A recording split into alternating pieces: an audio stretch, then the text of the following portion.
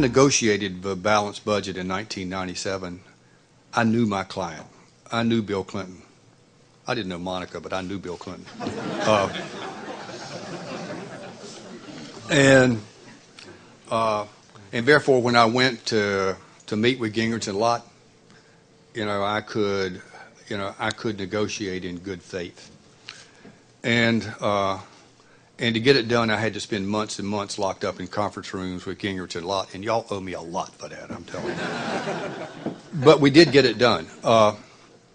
I did not know President Obama well before I agreed to co-head this with Alan.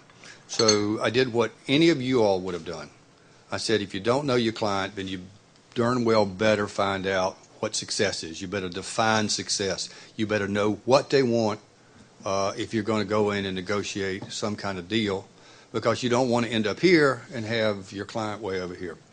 And so I spent a lot of time with him and with his economic team, all the economic team I know, because they all worked for me when I was chief of staff.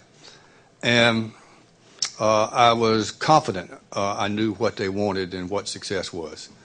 And during the course of our 9 months, we did build up trust and confidence, and were able to get a supermajority of the commission to vote for it. And our recommendations that got this supermajority support exceeded every single guideline I'd been given by the president. So I really did think that, man, he was going to, like Bill Clinton, he would have said, I love this. As a matter of fact, it was all my idea.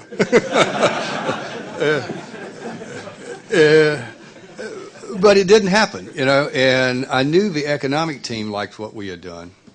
And in any White House, there's a small group that surrounds the president that has an awful lot of influence. And in this presidency, that group is principally the political guys that he has known and worked with for a long time. It's, Plouffe and Axelrod and Gibbs and Valerie Jarrett.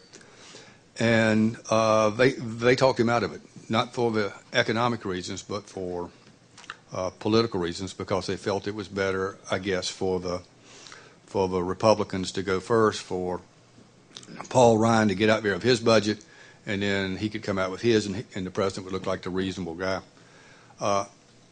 I thought that was bad advice at the time and said so. I then thought that he would come forward and support what we did when he did the stimulus in the end of December, the short-term stimulus, and because I thought it made just good common sense to couch that into terms of long-term fiscal reform. And he didn't. His first budget didn't. He has been spending time since then trying to get back to where we were. He's since then come out with 2 additional budgets. One was a $4 trillion deficit reduction plan over 12 years, but it was so heavily back-end loaded, it really was about $2.5 trillion when you put it on an apples-to-apples basis. And then he just a month ago came out with a new $4 trillion deficit reduction plan over 10 years. But in there, they've got and you have to tell the truth, in there he's got a budget gimmick of $1.1 trillion, which is about a third of the spending cuts, which is due to the drawdown of the troops in Afghanistan and Iraq. And that's already in the baseline, so that's not comparable again. Again, he's gotten there've been a lot of people who've come out since then to try to encourage him to go there. I went through a litany of some of them, and I think we're still moving back in that direction. At the end of the day, there are just not that many ways to solve this problem. We have to solve it, or the bond market's going to solve it for us. And so we either get there now or we get there later, but it's better to do it now. And as people go through it, they seem to always come back to something similar to what we recommended.